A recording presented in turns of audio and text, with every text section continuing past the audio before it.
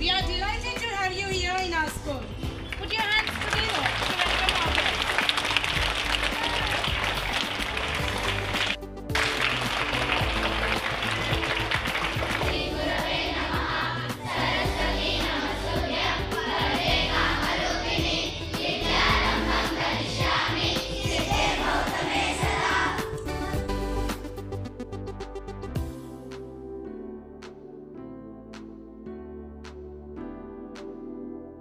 For your presence here.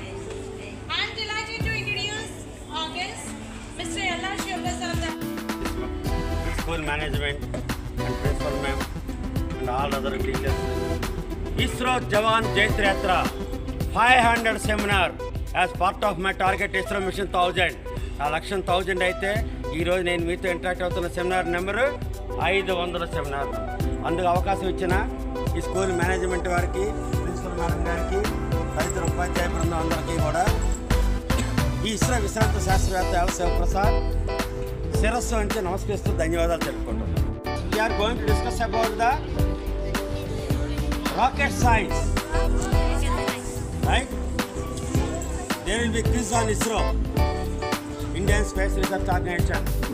ఎవరైతే స్పందిస్తారో వాళ్ళకి అబ్దుల్ కలాం గారి పేరులో సగం పేరు మీకు రాసి ఇచ్చేస్తా, అంటే కలాం బహుమతిగా ఇస్తారు.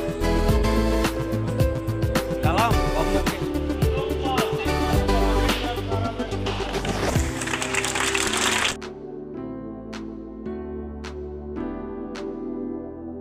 చంద్రయాన్ 1 ద్వారా 2008 నవంబర్ 14న టచ్ చేసిన ప్రాంతానికి జవహర్ పాయింట్ అని నామకరణం చేశారు.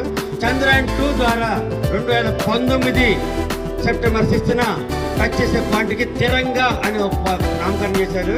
చంద్రయాన్ 3 ద్వారా 2023 సంవత్సరంలో ఆగస్టు 23న టచ్ చేసిన పాయింట్కి శివశక్తి అని నామకరణం చేశారు.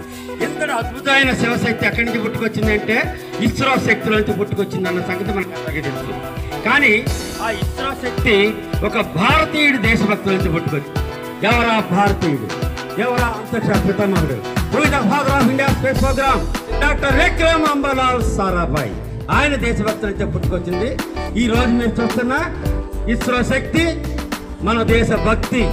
చంద్రయాన్ స్ఫూర్తి, గగనయాన్ యుక్తి, మంగళయాన్ ఖ్యాతి, శుక్రయాన్ కీర్తి.